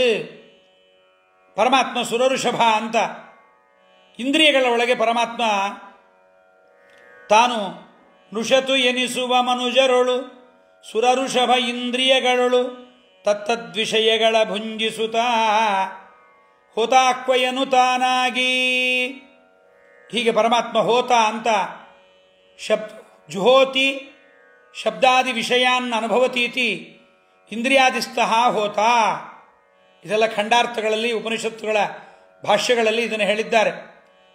ಕಿವಿಗಳಲ್ಲಿ, ಕಣ್ಣುಗಳಲ್ಲಿ, ಶಬ್ದಸ್ಪರ್ಶ ರೂಪ ರಸಗಂಧಾದಿಗಳಲ್ಲಿ, ಪಂಚಜ್ಞಾನೇಂದ್ರಿಯಗಳಲ್ಲಿ ಪಂಚಕರ್ಮೇಂದ್ರಿಯಗಳಲ್ಲಿ, ತನ್ಮಾತ್ರಗಳಲ್ಲಿ, ಪಂಚಭೂತಗಳಲ್ಲಿ ಎಲ್ಲ ಕಡೆಯಲ್ಲಿದ್ದು ಶಬ್ದವನ್ನು, ಸ್ಪರ್ಶವನ್ನು, ರೂಪವನ್ನು, ರಸವನ್ನು, ಗಂಧವನ್ನು ದೇವರು ಆಸ್ವಾದನೆ ಮಾಡಿದರೆ ನಮಗೆ ಆಸ್ವಾದನೆ ಮಾಡಲಿಕ್ಕೆ ಬರುತ್ತೆ. ದೇವರ ಆಸ್ವಾದನೆ ನಿಲ್ಲಿಸಿಬಿಟ್ಟ ಅಂದರೆ ನಮಗೆ ಕಣ್ಣು ಕಾಣಿಸಲ್ಲ, ಕಿವಿ ಕೇಳಿಸಲ್ಲ, ಮೂಗಲ್ಲಿ ವಾಸನೆ ಗೊತ್ತಾಗಲ್ಲ, ನಾಲಿಗೆಯಲ್ಲಿ ರುಚಿ ಗೊತ್ತಾಗಲ್ಲ, ಮಕ್ಕಳು ಬಂದು ತೊಡೆಯ ಮೇಲೆ ಕೂತರೂ ನಮಗೆ ಗೊತ್ತಾಗಲ್ಲ. ಆದ್ದರಿಂದ ಪರಮಾತ್ಮ ಆ ಇಂದ್ರಿಯಾಭಿಮಾನಿಗಳ ದ್ವಾರ ತನ್ನ ಸ್ವಾಖ್ಯರಸವನ್ನು ತಾನು ಸ್ವೀಕಾರ ಮಾಡಿ ನಮಗೆ ಯೋಗ್ಯವಾದಷ್ಟು ಸಾರವನ್ನು ನಮಗೆ ದೇವರು ಕೊಡ್ತಾನೆ. ಅದರಿಂದ ದೇವರಿಗೆ ಹೋತ ಅಂತ ಅವನಿಗೆ ಹೆಸರು, ಮೃಷರಹಿತ ಅಂತ. ಮೃಷ ಅಂದರೆ ಸುಳ್ಳು. ಕಾಲತ್ರಯದಲ್ಲೂ ಕೂಡ ಸತ್ಯವಾದ ಜ್ಞಾನಪ್ರದವಾದ ವೇದಗಳಲ್ಲಿ ಯಾವಾಗಲೂ ಪರಮಾತ್ಮ ಇರ್ತಾನಾದ್ರಿಂದ ಅವನಿಗೆ ಋತಸತು ಅಂತ ಹೆಸರು ಪರಮಾತ್ಮನಿಗೆ. ಮೃಷರಹಿತ ವೇದದೊಳು ಋತಸತು ಪೆಸರಿನಿಂದಲಿ ಕರೆಸುತ್ತ ಜಗತ್ಪ್ರಸವಿತ ನಿರಂತರದಿ ಸಂತೈಸುವನು. ಜಗತ್ಪ್ರಸವಿತ ಅಂತ ದೇವರಿಗೆ ಹೆಸರು. ಇಡೀ ಜಗತ್ತನ್ನು ತಾನು ಹೊರಗಾಕ್ತಾನೆ. ಇಷ್ಟು ದೊಡ್ಡ ಪ್ರಪಂಚವನ್ನು ತನ್ನ ಉದರದಲ್ಲಿ ಅವನ ಹೊಟ್ಟೆಯ ಯಾವುದೋ ಒಂದು ಭಾಗದಲ್ಲಿರುತ್ತೆ. ಇನ್ನೂ ಹೆಚ್ಚಿಗೆ ಹೇಳಬೇಕು ಅಂದರೆ ಇಷ್ಟು ದೊಡ್ಡ ಪ್ರಪಂಚ ದೇವರ ಕೂದಲಿನ ಆ ಸಣ್ಣ ರಂಧ್ರದ ಒಳಗೆ ಯಾವುದೋ ಒಂದು ಮೂಲೆಯಲ್ಲಿರುತ್ತೆ. ಅಷ್ಟು ವ್ಯಾಪ್ತ ಮಹತೋ ಮಹೀಯ ಪರಮಾತ್ಮ. ಅವನು ಪರಮಾತ್ಮನಾಗಿದ್ದಾನೆ. ಜಗತ್ ಪ್ರಸವಿತ ನಿರಂತರದಿ ಗುಣೈಸ್ತತ ಪ್ರಸವಿತ ವರ್ಣೀಯಾನ್ ಗುಣೋನ್ನತೇಗೆ ಅಂತ ಗಾಯತ್ರಿ ಮಂತ್ರ ಪ್ರತಿಪಾದನಾದ ಭಗವಂತ ತಾನು ತನ್ನ ಗುಣಗಳಿಂದ ಜಗತ್ತನ್ನು ತುಂಬಿಸಿ ಜಗತ್ತನ್ನು ಪ್ರಸವ ಮಾಡ್ತಾನೆ, ತನ್ನ ದೇಹದಿಂದ ಬಿಡ್ತಾನೆ ಪರಮಾತ್ಮ. ಈ ಪದ್ಯದಲ್ಲಿ ನೃಷತು, ವರಸತು, ಹೋತ, ಋತಸತು ಎಂಬತಕ್ಕಂಥ 4 ಭಗವದ್ರೂಪಗಳನ್ನು ಹೇಳಿದ್ದಾರೆ. ಹಾಗಾಗಿ ನಮ್ಮಲ್ಲಿ ಇದ್ದು ಇಂದ್ರಿಯ ವ್ಯಾಪಾರಗಳನ್ನು ಮಾಡ್ತಾ ಇದ್ದಾನೆ ದೇವರು. ಇದೆಲ್ಲ ತಿಳಿಯೋದ್ರಿಂದ ಮನುಷ್ಯರಲ್ಲಿದ್ದಾನೆ ದೇವರು. ಕೇವಲ ನಮ್ಮಲ್ಲಲ್ಲ, ನಮ್ಮ ಹೆಂಡತಿಯಲ್ಲಿ, ನಮ್ಮ ಮನೆಯಲ್ಲಿ, ಪಕ್ಕದ ಮನೆಯವರಲ್ಲಿ, ಎದುರುಗಡೆ, ಹಿಂದುಗಡೆ, ಮುಂದುಗಡೆ ಎಲ್ಲ ಕಡೆಯಲ್ಲಿ ಪರಮಾತ್ಮ ಎಲ್ಲ ಮನುಷ್ಯರಲ್ಲೂ ನೃಷತು ಅಂತ ಕರೆಸಿಕೊಳ್ತಾನೆ ಪರಮಾತ್ಮ. ಅದೇ ಪರಮಾತ್ಮ ಇಂದ್ರಿಯಗಳ ಒಳಗಿದ್ದು ನಮಗೆ ಏನು ಮಾಡ್ತಾ ಇದ್ದಾನೆ? ವರಸತು ಅಂತನಿಸಿ ಇಂದ್ರಿಯ ವ್ಯಾಪಾರಗಳನ್ನು ಮಾಡಿ ಆನಂದವನ್ನು ಕೊಡ್ತಾ ಇದ್ದಾನೆ. ಅದರ ಜೊತೆಗೆ ಪರಮಾತ್ಮ ಹೋತ ಅಂತ ಅನುಗ್ರಹ ಮಾಡ್ತಾ ಇದ್ದಾನೆ. ವೇದ ಪ್ರತಿಪಾದ್ಯನಾಗಿದ್ದಾನೆ ಎನ್ನುವ 18 ರೂಪದಲ್ಲಿ 4 ರೂಪಗಳನ್ನು ಹೇಳಿದ್ದಾರೆ. ಇನ್ನೊಮ್ಮೆ ಪದ್ಯ ಓದ್ರಿ, ಚೆನ್ನಾಗಿ ಅರ್ಥ ಆಗತ್ತೆ. ನೃಷತು ಎನಿಸುವ ಮನುಜರೊಳು ಸುರ ಋಷಭ ಇಂದ್ರಿಯಗಳೊಳು ತತ್ತದ್ವಿಷಯಗಳ ಭುಂಜಿಸುತ್ತ ಹೋತಾಕ್ವಯನು ತಾನಾಗಿ ಮೃಷರಹಿತ ವೇದದೊಳು ಋತಸತು ಪೆಸರಿನಿಲ್ದಲಿ ಕರೆಸುತ್ತ ಜಗತ್ಪ್ರಸವಿತ ನಿರಂತರದಿ ಸಂತೈಸುವನು ಭಕ್ತರನ್ನ ಯೋಗ್ಯರಾದ ಉತ್ತಮರಾದ ಬ್ರಹ್ಮಾದಿ ದೇವತೆಗಳಿಗೆ ಪರಮಾತ್ಮ ತೋರಿಸಿಕೊಂಡು ಅವರಿಗೆ ಅನುಗ್ರಹವನ್ನು ಪರಮಾತ್ಮ ಮಾಡ್ತಾನೆ. ಹೀಗೆ ಪರಮಾತ್ಮ ಮೃಷರಹಿತ ಇವೇ ಮೊದಲಾದ ಭಗವಂತನ ರೂಪಗಳನ್ನು ನಮಗೆ ಹೇಳಿಕೊಟ್ಟಿದ್ದಾರೆ. ಇದಾದ ಮೇಲೆ ಮುಂದೆ ಮತ್ತೆ ಹೇಳ್ತಾ ಇದ್ದಾರೆ, ವ್ಯೋಮಸತ್, ಅಬ್ಜ, ಗೋಜ, ಅದ್ರಿಜ ಎನ್ನುವ ಇನ್ನೂ 4 ರೂಪಗಳ ಬಗ್ಗೆ ಹೇಳ್ತಾರೆ. ಇವೆಲ್ಲವನ್ನ ನಿಮಗೆ ಅರ್ಥ ಆಗಲಿ ಬಿಡಲಿ, ಈ ಪದ್ಯಗಳನ್ನು ಹಾಗೇ ಓದುತ್ತಾ ಇದ್ದರೆ ಮುಂದೊಂದು ದಿವಸ ಜಗನ್ನಾಥದಾಸರು ಯೋಗ್ಯ ಗುರುಗಳನ್ನು ಮತ್ತೆ ಅರ್ಥ ಮಾಡಿಸ್ಲಿಕ್ಕೆ ಕೇಳಿದ್ದೀರಿ, ಮತ್ತೆ ನಿಮಗೆ ಓದಬೇಕು ಅಂತ ಅನಿಸಿದಾಗ ಜಗನ್ನಾಥದಾಸರು ಅದನ್ನು ಪರಮಾನುಗ್ರಹ ಮಾಡ್ತಾರೆ. ಹಾಗಾಗಿ ಈ ಪದ್ಯಗಳನ್ನು ಪಾರಾಯಣ ಮಾಡಿದರೂ ಸಾಕು, ಪಾಪಗಳ ಪರಿಹಾರ ಆಗತ್ತೆ. ಅದಕ್ಕೆ ಮುಂದಿನ ಪದ್ಯದಲ್ಲಿ ಹೇಳ್ತಾ ಇದ್ದಾರೆ, ಅಬ್ಜಭವಪಿತ ಜಲಧರಾದ್ರಿಯೊಳು ಅಬ್ಜ ಗೋದ್ರಾದ್ರಿಜ ನೆನೆಸಿ ಜಲದೊಳುಬ್ಬಳಿ ಪೀಯೂಷದಾವರೆ ಶ್ರೀ ಶಶಾಂಕರೊಳು ಕಬ್ಬು ಕದಳಿಲತಾ ತೃಣದ್ರುಮ ಹೆಬ್ಬಗೆಯ ಮಾಡುತಿಗ ಗೋಜನು ಇಬ್ಬಗೆ ಪ್ರತೀಕ ಮಣಿ ಮೃಗ ಸೃಜಿಪ ಅದ್ರಿಜನು. ಅಬ್ಜಭವಪಿತ ಪುಸ್ತಕ ಇಟ್ಕೊಂಡವ್ರಿಗೆ ಪದಚ್ಛೇದ ಹೇಳ್ತಾ ಇದ್ದೀನಿ. ಅಬ್ಜಭವಪಿತ, ಅಪು ಅಂದರೆ ನೀರು, ಅಲ್ಲಿ ಜ ಅಂದರೆ ಹುಟ್ಟತಕ್ಕಂಥ ಕಮಲ. ಆ ಕಮಲದಲ್ಲಿ ಹುಟ್ಟಿದವನು ಯಾರು? ಬ್ರಹ್ಮದೇವರು. ಅವನಿಗೆ ಅಪ್ಪ ಪರಮಾತ್ಮ. ಅಬ್ಜಭವ ಪಿತಾ ಜಲಧರಾದ್ರಿಯೋಳಬ್ಜ ಅದನ್ನೇ ಹೇಳ್ತಾ ಇದ್ದಾರೆ.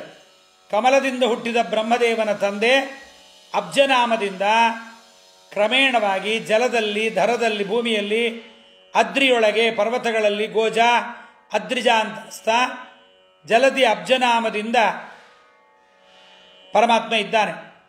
ನೀರಿನಲ್ಲಿ ಹುಟ್ಟತಕ್ಕಂಥ ಶಂಖ, ಕಪ್ಪೆ ಚಿಪ್ಪು, ಮುತ್ತು ಮೊದಲಾದ ಸಮಸ್ತ ಪದಾರ್ಥಗಳಲ್ಲಿ ಅಬ್ಜನಾಮಕ ಪರಮಾತ್ಮ ಇದ್ದಾನೆ. ಇದೆಲ್ಲ ಚಿಂತನೆ ಮಾಡ್ತಾ ಇದ್ದರೆ ಟಿ ವಿ ಸೀರಿಯಲ್ ಆಗಲಿ ಬೇರೆ ವಿಷಯಗಳಾಗಲಿ ಮಾತಾಡಲಿಕ್ಕೆ ಟೈಮ್ ಇರಲ್ಲ ನಮಗೆ. ಇವುಗಳಲ್ಲೇ ಆಸಕ್ತರಾಗಬೇಕು ಅನ್ನಲಿಕ್ಕೆ ಜಗನ್ನಾಥದಾಸರು ಇಷ್ಟು ಸರಳವಾಗಿ ನಮಗೆ ಕನ್ನಡೀಕರಿಸಿಕೊಟ್ಟಿದ್ದಾರೆ. ಆದರೂ ಜನರು ಪುರುಸೊತ್ತಿಲ್ಲ ಅಂತಾರೆ. ಪುರುಸೊತ್ತಿಲ್ಲ ಅಂತಲ್ಲ, ಸೋಮಾರಿತನ. ಪುರುಸೊತ್ತಿಲ್ಲ ಅಂತ ಊಟ ಮಾಡೋದು ಬಿಟ್ಟಿದ್ದೀವ, ನಿದ್ದೆ ಮಾಡೋದು ಬಿಟ್ಟಿದ್ದೀವ, ಸ್ನಾನ ಮಾಡೋದು ಬಿಟ್ಟಿದ್ದೀವ. ಪುರುಸೊತ್ತಿಲ್ಲ ಅನ್ನೋದು ಯಾವುದು ಗೊತ್ತಾ? ಇದು ಬೇಕಾಗಿಲ್ಲ ಪರಮಾತ್ಮನ ವಿಚಾರಗಳು. ಪ್ರಾಣಿಗಳು ದೇವರ ಚಿಂತನೆ ಮಾಡ್ತಾವ, ನಾವು ಒಂದು ಪ್ರಾಣಿ, ನಮಗೂ ಊಟ ಹಾಕ್ತಾನೆ ದೇವರು. ಇಷ್ಟೇ, ಮತ್ತೊಮ್ಮೆ ಈ ಮಾನವ ಜನ್ಮ ಬರೋದಿಲ್ಲ. ಈ ಮಾನವ ಜನ್ಮ ಬಂದಾಗ ಮಾತ್ರ ದೇವರನ್ನು ನಾವು ಪಡೆಯಬೇಕು, ದೇವರ ಅನುಗ್ರಹವನ್ನು ಪಡೆಯಬೇಕು ಅನ್ನೋದನ್ನು ಅರ್ಥ ಮಾಡಿಕೊಳ್ಳಬೇಕು. ಆದ್ದರಿಂದ ಪರಮಾತ್ಮ ಧರ ಪರಮಾತ್ಮ ಏನಾಗಿದ್ದಾನೆ? ಭೂಮಿಯಲ್ಲಿ ಉಂಟಾಗತಕ್ಕಂತಹ ಬೀಜಗಳು, ಅವುಗಳಲ್ಲೆಲ್ಲ ಪರ್ವತಗಳಲ್ಲಿ ಹುಟ್ಟತಕ್ಕಂತಹ ಪದಾರ್ಥಗಳಲ್ಲಿ ಗೋಷು, ಗೋಜ, ಅಲ್ಲಿ ಗೋಜ ಅಂತಿರ್ತಾನೆ. ಆದ್ದರಿಂದ ಮೇಘ ಆಕಾಶಗಳಲ್ಲಿ ಅಲ್ಲಿ ಪರಮಾತ್ಮ ಇರ್ತಾನೆ. ಹೀಗೆ ಅಬ್ಜ, ಗೋಜ, ಅದ್ರಿಜ,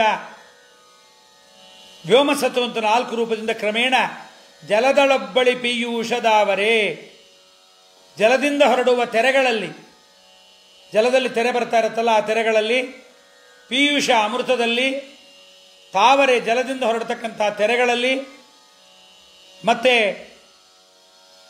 ಪ್ರತಿಯೊಂದು ಪದಾರ್ಥದಲ್ಲಿ ಅಬ್ಜ ಇದ್ದಾನೆ.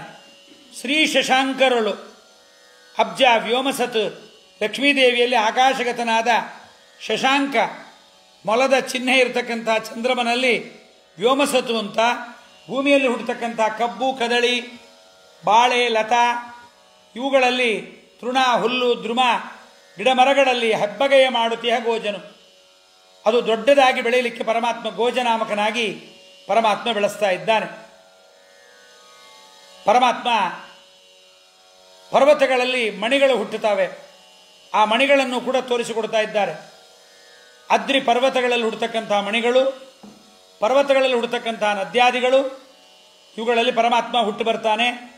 ಅಲ್ಲೇ ಹುಟ್ಟತಕ್ಕಂಥ ಹುಲಿ, ಕರಡಿ, ಸಿಂಹ, ಶಾರ್ದೂಲಾದಿ ಕ್ರೂರ ಪಕ್ಷಿಗಳನ್ನು ಪರಮಾತ್ಮ ಕಾಪಾಡ್ತಾ ಇರ್ತಾನೆ. ಇವನೇ ಅದ್ರಿಜ.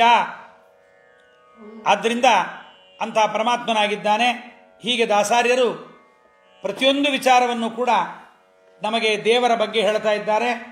ಅಬ್ಜ ಭವಪಿತ ಜಲಧರಾದ್ರಿಯೊಳಬ್ಜ ಗೋದಾದ್ರಿಜ ನೆನೆಸಿ ಜಲದೊಳುಬ್ಬುಳಿ ಪೀಯೂಷದಾವರೆ ಶ್ರೀ ಶಶಾಂಕರೊಳು ಕಬ್ಬು, ಕದಳಿ, ಲತಾ, ತೃಣ, ದ್ರುಮ ಹೆಬ್ಬಗೆಯ ಮಾಡುತಿಗ ಗೋಜನು ಇಬ್ಬಗೆ ಪ್ರತೀಕ ಮಣಿಮೃಗ ಸೃಜಿಪ ಅದ್ರಿಜನು.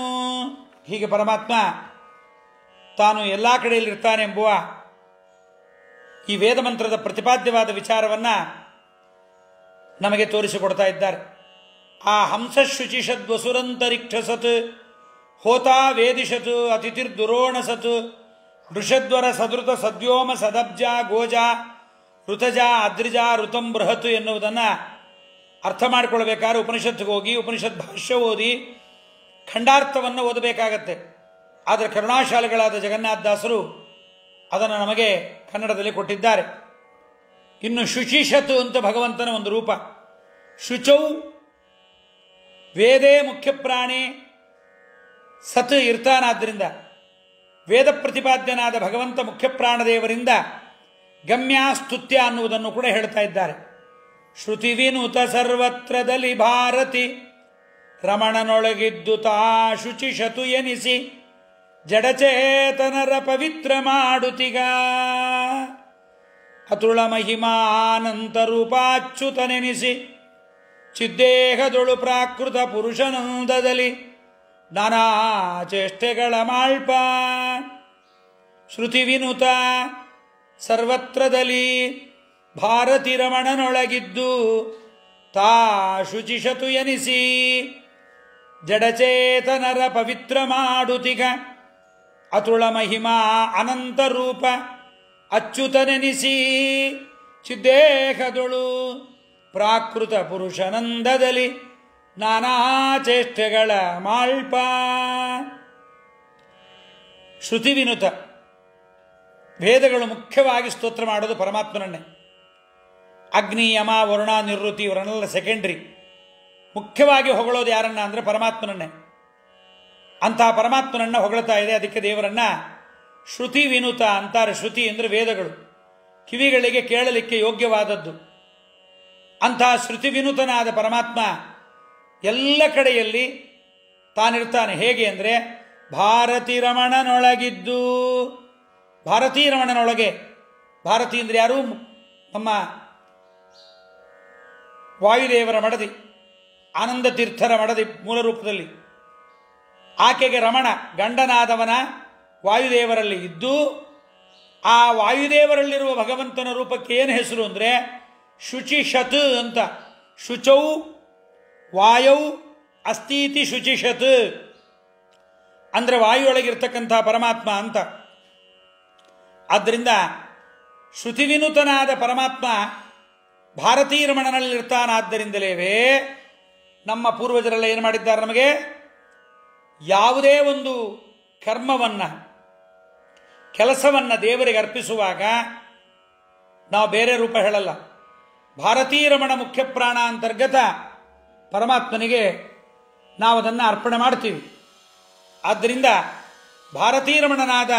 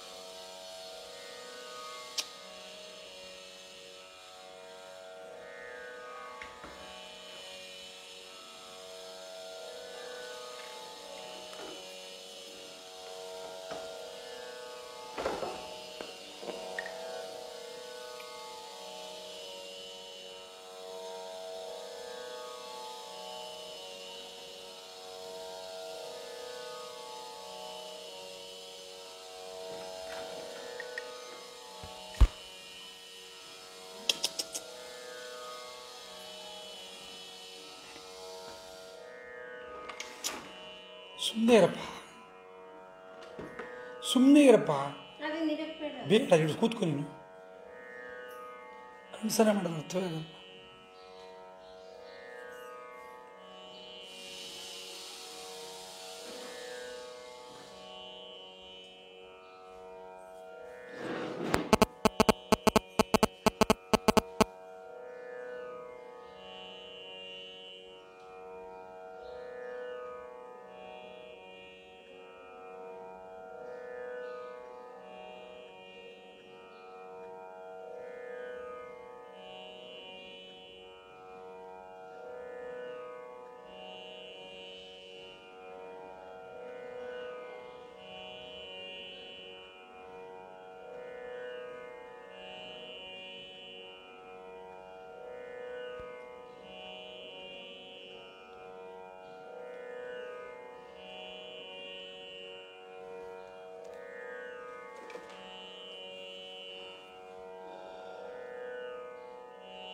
ಹರೇ ನಮಃ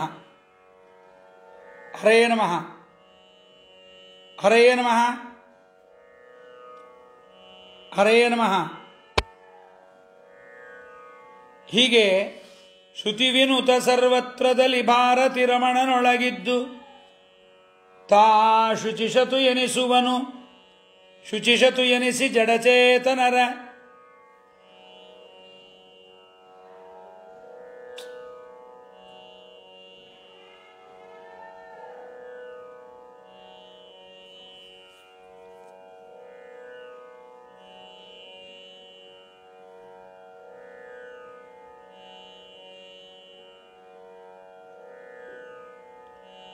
ಹರೇ ನಮಃ ಹರೇ ನಮಃ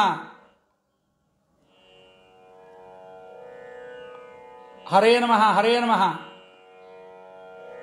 ತಾ ಶುಚಿಷತು ಎನಿಸಿ ಜಡಚೇತನರ ಪವಿತ್ರರನ್ನು ಮಾಡುತ್ತಿಗ. ಜಡ ಮತ್ತು ಚೇತನರನ್ನ ಮುಖ್ಯಪ್ರಾಣದೇವರ ಒಳಗೆ ತಾನಿದ್ದು ಪರಮಾತ್ಮ ಅನುಗ್ರಹವನ್ನು ಮಾಡ್ತಾನೆ. ಅಂತಹ ಅನುಗ್ರಹ ಮಾಡತಕ್ಕಂತಹ ಪರಮಾತ್ಮ ನಮ್ಮನ್ನ ಜಡ ಮತ್ತು ಚೇತನರ ಒಳಗಿದ್ದು ನಮಗೆ ಅನುಗ್ರಹವನ್ನು ಮಾಡ್ತಾನೆ. ಅನುಗ್ರಹವನ್ನು ಮಾಡಿ ಹರೇ ನಮಃ. ಯಾಕೋ ಅದು ಕೇಳಿಸ್ತಾ ಇದೆಯಾ?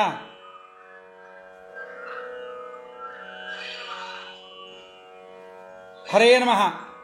ಶ್ರುತಿ ವಿನುತ ಸರ್ವತ್ರದಲ್ಲಿ ಭಾರತಿ ರಮಣನೊಳಗಿದ್ದು ತಾ ಶ್ರುತಿಷತು ಎನಿಸುವ ಜಡಚೇತನರ ಪವಿತ್ರ ಮಾಡುತ್ತಿಗ.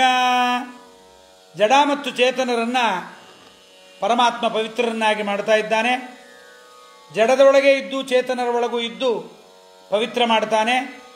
ಅತುಳ ಮಹಿಮಾ ಅನಂತ ರೂಪಾಚ್ಯುತನೆನಿಸಿ. ಅತುಳ ಮಹಿಮಾ, ದೇವರ ಮಹಿಮೆಗೆ ಇಷ್ಟು ಮಹಿಮೆ ಅಂತಿಲ್ಲ, ತುಲನಾ ಮಾಡಲಿಕ್ಕಾಗೋದಿಲ್ಲ. ಇಷ್ಟೇ ಮಹಿಮೆ ಅಂತ ದೇವರನ್ನ ತುಲನಾ ಮಾಡಲಿಕ್ಕಾಗೋದಿಲ್ಲ. ಅತುಲ ಮಹಿಮಾ ಅನಂತ ರೂಪಾಚ್ಯುತನೆನಿಸಿ. ಅವನ ರೂಪಗಳು ಕೂಡ ಅನಂತ. ಅತುಳ ಮಹಿಮಾ, ತುಲನ ಮಾಡಲಿಕ್ಕೆ ಅಶಕ್ಯವಾದ ಮಹಿಮೆ. ದೇವರ ಮಹಿಮೆ ಎಷ್ಟಿದೆ ಅಂತ ಬರೆದು ಬಿಡ್ತೀನಿ, ಓದ್ಬಿಡ್ತೀನಿ, ಓದು ಮುಗಿಸಿಬಿಟ್ಟಿದ್ದೀನಿ ಅಂದರೆ ಆಗೋದಿಲ್ಲ. ಅತುಳ ಮಹಿಮಾನಂತ ರೂಪ, ಅನಂತ ರೂಪನಾಗಿದ್ದಾನೆ ಪರಮಾತ್ಮ. ಬಹು ಅನಂತ ರೂಪ, ಒಂದು ರೂಪಿ ಅಲ್ಲ, ಇನ್ಫಿನಿಟಿ. ಭಗವಂತನ ರೂಪಗಳಿಗೆ ಇನ್ಫಿನಿಟಿ. ಅತುಳ ಮಹಿಮಾನಂತ ರೂಪಾಚ್ಯುತನೆನಿಸಿ ಚಿದ್ದೇಹದೊಳು. ಎಲ್ಲ ಜಡಚೇತನರನ್ನ ಒಳಗಿದ್ದದ್ರಿಂದ ಪವಿತ್ರ. ಪವಿತ್ರಾಣಾಂ ಪವಿತ್ರಮ್ಯೋ ಮಂಗಲಾನಾಂಚ ಮಂಗಲಂ ಅಂತ. ಪವಿತ್ರವಾದ ವಸ್ತುಗಳಲ್ಲಿ ದೇವರಿರ್ತಾನೆ. ಎಲ್ಲರನ್ನ ಪವಿತ್ರ ಮಾಡುವುದು ಯಾವುದು? ಗಂಗೆ. ಆ ಗಂಗೆಯೊಳಗೂ ದೇವರಿರ್ತಾನೆ. ಸಯೇವ ದ್ರವರೂಪೇಣ ಗಂಗಾಂಬವು ನಾತ್ರ ಸಂಶಯ ಅಂತ. ಅದೇ ಭಗವಂತನೂ ಕೂಡ ಗಂಗೆಯ ಒಳಗೆ ತಾನಿದ್ದು ಗಂಗೆಯ ಒಳಗಡೆ ದೇವರಿರೋದ್ರಿಂದ ಅದು ಪಾವನವಾಗತ್ತೆ. ಅಂತಹ ಪರಮಾತ್ಮ ಜಡರನ್ನ ಚೇತನರನ್ನ ಇಬ್ಬರನ್ನೂ ಕೂಡ ಜಡದೊಳಗೂ ದೇವರ ಚಿಂತನೆ ಮಾಡಿದರೆ ಮಾತ್ರ ನಮಗೆ ಜಡ ಗಂಗಾದಿ ನದಿಗಳು, ಪರ್ವತಗಳು, ಹಿಮಾಲಯಾದಿ ಪರ್ವತಗಳು, ಹಾಲು ಮೊಸರಾಗಿರ್ತಕ್ಕಂಥ ಪದಾರ್ಥಗಳು, ಸ್ವತಃ ಪದಾರ್ಥಗಳೇ ನಮ್ಮನ್ನು ಉದ್ಧಾರ ಮಾಡಲಿಕ್ಕಾಗಲ್ಲ. ಆ ಪದಾರ್ಥದ ಒಳಗೆ ಭಗವಂತ ವಿಶೇಷವಾದ ರೂಪದಿಂದ ಇರೋಣದರಿಂದ ಆತ ಪವಿತ್ರವನ್ನು ಮಾಡ್ತಾನೆ. ಭಗವಂತ ಪವಿತ್ರ ಮಾಡ್ತಾನೆ ಹೊರತು ಜಡವಾದ ಪವಿತ್ರ, ತೀರ್ಥ, ಕ್ಷೇತ್ರ ಯಾವುದು ನಮ್ಮನ್ನು ಪವಿತ್ರ ಮಾಡೋದಿಲ್ಲ. ಪರಮಾತ್ಮನೇ ಒಳಗಿದ್ದರೆ ನಮಗದು ಪವಿತ್ರ ಮಾಡ್ತಾನೆ.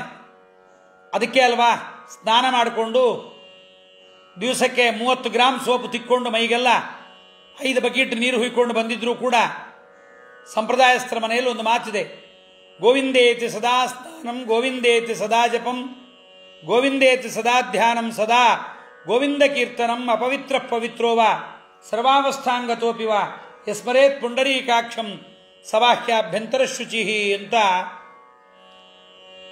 ಪವಿತ್ರನಾಗಿರಲಿ ಅಪವಿತ್ರನಾಗಿರಲಿ, ಪವಿತ್ರನಾಗುವುದು ಯಾವಾಗ? ದೇವರ ಸ್ಮರಣೆಯಿಂದ. ಜಡ ಪಾವಿತ್ರ್ಯ ಆಗೋದು ಯಾವಾಗ? ದೇವರ ನಾಮಸ್ಮರಣೆಯಿಂದ. ಚೇತನರು ಯಾವಾಗ ಪವಿತ್ರರಾಗುತ್ತಾರೆ? ಭಗವನ್ನಾಮವನ್ನು ನುಡಿಯುತ್ತಾ ಇದ್ರೆ. ಜಡ ಚೇತನರು, ಜಡ ಮತ್ತು ಜೀವರ ಪಾವಿತ್ರತೆ ಪರಮಾತ್ಮನ ವಾಯುದೇವರ ಸನ್ನಿಧಾನದಿಂದ ಅಲ್ವಾ? ಗಿಡವನ್ನು ಕಡಿದು ಬಿಟ್ರೆ ಅಲ್ಲಿದ್ದ ಪರಮಾತ್ಮ ಹೋಗಿಬಿಡ್ತಾನೆ. ದೇಹದಲ್ಲಿದ್ದ ವಾಯುದೇವರು ಹೋಗಿಬಿಟ್ರೆ ನಮ್ಮ ದೇಹವನ್ನ ಅಪವಿತ್ರ ಅಂತಾರೆ. ಕುರುಡ ಕಿರುಡನೆಂದೆನಿಸುವನು ಪರಮ ಮುಖ್ಯ ಪ್ರಾಣ ತೊಲಗಲ ದೇಹವನು ಅರಿತು ಪೆಣನೆಂದು ಪೇಳುವರು ಬುಧ ಜನ. ಆದ್ದರಿಂದ ಆ ಪರಮಾತ್ಮ ಇದ್ದರೆ ಇದು ದೇಹಕ್ಕೆ ಪವಿತ್ರ. ಅಂತಹ ಪರಮಾತ್ಮ ಶ್ರುತಿ ವಿನುತ ಸರ್ವತ್ರದಲ್ಲಿ ಭಾರತಿ ರಮಣನೊಳಿದ್ದು ತಾ ಶುಚಿಷತು ಎನಿಸಿ ಜಡಚೇತನರ ಪವಿತ್ರ ಮಾಡುತ್ತಿಗ. ಅತುಳ ಮಹಿಮಾನಂತ ರೂಪ ಅಚ್ಯುತನೆನಿಸಿ ಚಿದ್ದೇಹದೊಲಿ. ಅಚ್ಯುತನಾಮಕನಾಗಿ, ಚ್ಯುತಿ ಅಂದರೆ ನಾಶ, ಅಚ್ಯುತ ಅಂದರೆ ನಾಶ ಇಲ್ಲ, ನಾಶರಹಿತನಾದ ಪರಮಾತ್ಮ ಹೊರಗಡೆ ಇದ್ದು ಪವಿತ್ರನ್ನ ಮಾಡ್ತಾನೆ. ನಮ್ಮ ಒಳಗೆ, ಚಿದ್ದೇಹದ ಒಳಗೆ, ಚಿದ್ದೇಹ ಅಂತಂದರೆ ಎಲ್ಲಿ? ಪರಮಶ್ರೇಷ್ಠವಾಗಿರ್ತಕ್ಕಂತಹ ಜೀವರ ಸ್ವರೂಪದ ಒಳಗೆ, ಜೀವರ ಸ್ವರೂಪದ ಒಳಗೆ ಪರಮಾತ್ಮ ತಾನಿದ್ದು ನಾನಾ ಅವತಾರಗಳನ್ನು ಮಾಡ್ತಾನೆ. ಪ್ರಾಕೃತ ಪುರುಷನಂದದಲ್ಲಿ ನಾನಾ ಚೇಷ್ಟೆಗಳ ಮಾಳ್ಪ. ಸಾಮಾನ್ಯ ಮನುಷ್ಯರು ಊಟ ತಿಂಡಿ, ಮಕ್ಕಳು, ಮಡದಿ, ವೈರಾಗ್ಯ ಇವೆಲ್ಲ ಏನು ಮಾಡ್ತಾರಲ್ಲ, ಹಾಗೆ ಪರಮಾತ್ಮನು ಕೂಡ ಅದೇ ಥರ ಕೆಲಸಗಳನ್ನು ಮಾಡ್ತಾನೆ. ಪ್ರಾಕೃತ ಪುರುಷನಂದದಲ್ಲಿ ಚೇಷ್ಟೆಗಳ ಮಾಳ್ಪ. ಇದೇ ಭಗವಂತನ ಇನ್ನಷ್ಟು ಅನ್ನಮಯಾದಿ, ಅನ್ನಮಯ, ಪ್ರಾಣಮಯ, ಮನೋಮಯ, ವಿಜ್ಞಾನಮಯ, ಆನಂದಮಯ ಎಂಬತಕ್ಕಂತಹ ಭಗವಂತನ ರೂಪಗಳು ಭೋಜನ ಸಂಧಿಯಲ್ಲಿ ಇದರ ವಿಸ್ತಾರ ಮಾಡಿದ್ದಾರೆ. ಆದರೂ ಪಾಪನಾಶ ಆಗಬೇಕು ಅಂದರೆ, ಸಕಲ ದುರಿತಗಳು ನಿವಾರಣೆ ಆಗಬೇಕು ಅಂದರೆ ಈ ಭಗವಂತನ ಈ ರೂಪಗಳನ್ನು ವಿಶೇಷವಾಗಿ ಧ್ಯಾನ ಮಾಡಬೇಕು ಅಂಥೇಳಿ ದಾಸರಾಯರೇನು ಮಾಡ್ತಾ ಇದ್ದಾರೆ?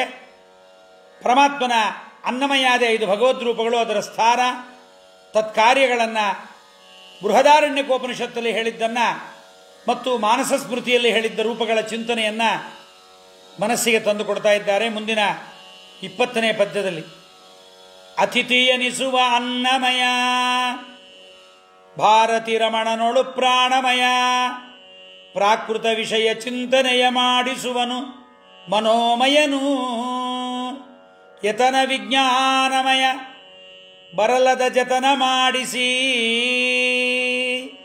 ಆತ್ಮಜಾಯ ಸುತರ ಸಂಗತಿ ಸುಖವ ನೀವ ಆನಂದಮಯ ನೆನೆಸಿ.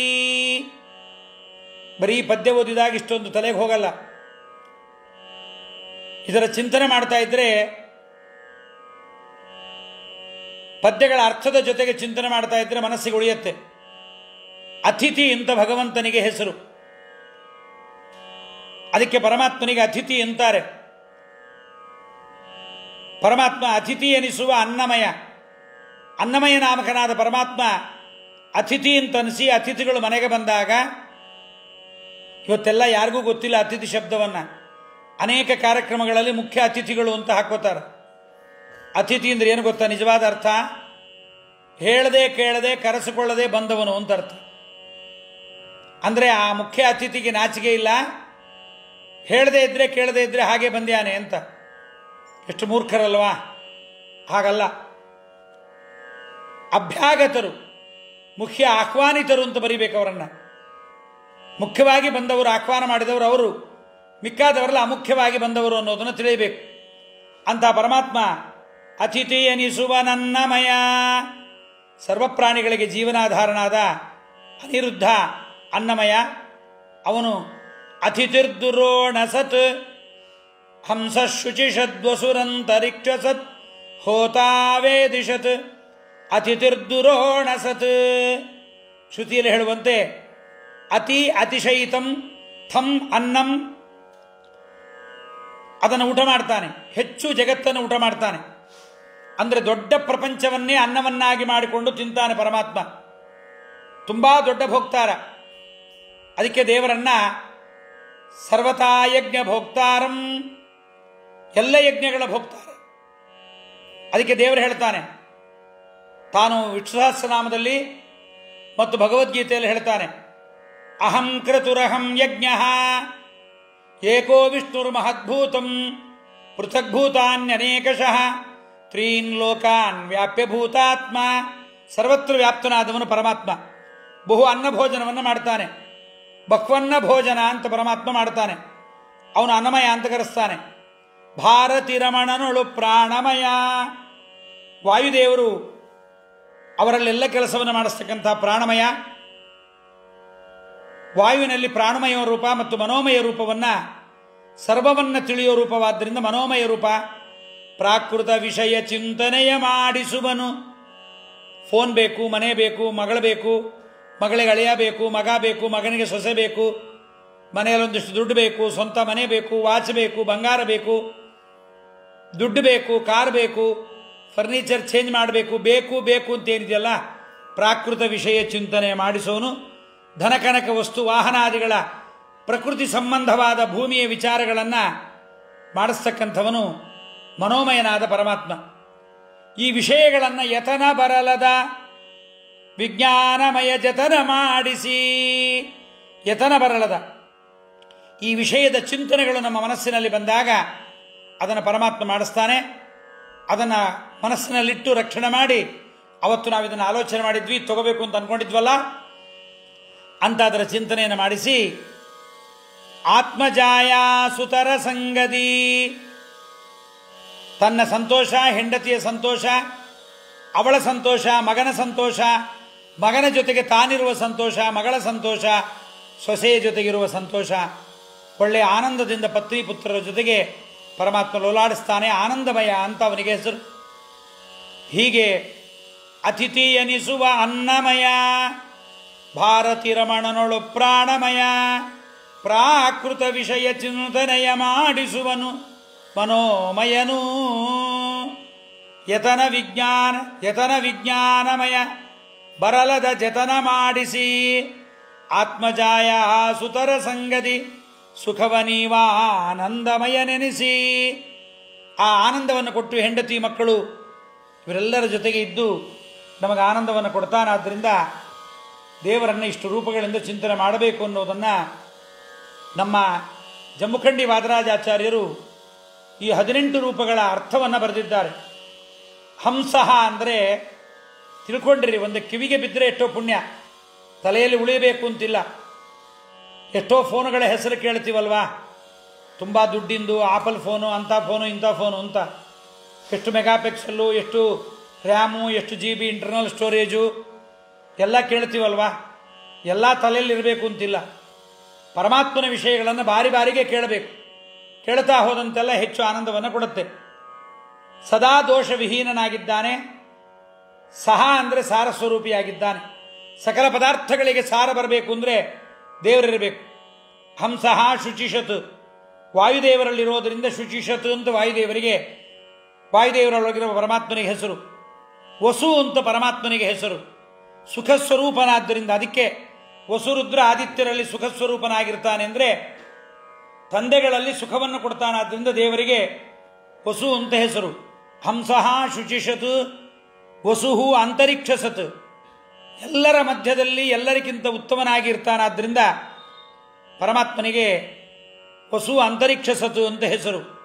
ಸರ್ವೇಂದ್ರಿಯಗಳಲ್ಲಿದ್ದು ವಿಷಯಗಳನ್ನು ನಮಗೆ ತಂದು ತಂದು ಹಾಕ್ತಾನಾದ್ದರಿಂದ ಪರಮಾತ್ಮ ಹೋತ ಅಂತವನಿಗೆ ಹೆಸರು. ಯಜ್ಞವೇದಿಕೆಗಳಲ್ಲಿ ಪೂಜಿತನಾಗೋದ್ರಿಂದ ವೇದಿಷತು ಅಂತವನಿಗೆ ಹೆಸರು. ಅತಿಶಯವಾದ ಅನ್ನವನ್ನು ಊಟ ಮಾಡ್ತಾನೆ, ಜಗತ್ತಿಗೆ ಕೊಡ್ತಾನಾದ್ರಿಂದ ಅತಿಥಿ. ಪರಮಾತ್ಮನಿಗೆ ದ್ರೋಣಗಳಲ್ಲಿರುವ ಸೋಮದಲ್ಲಿ ಇರೋದರಿಂದ, ದ್ರೋಣ ಅಂದರೆ ಕೊಳಗಗಳು, ದೊನ್ನೆಗಳು ಅಂತ. ಯಜ್ಞ ಮಾಡುವಾಗ ಅದರಲ್ಲಿ ಸೋಮರಸವನ್ನು ಇಟ್ಟಿರ್ತಾರೆ.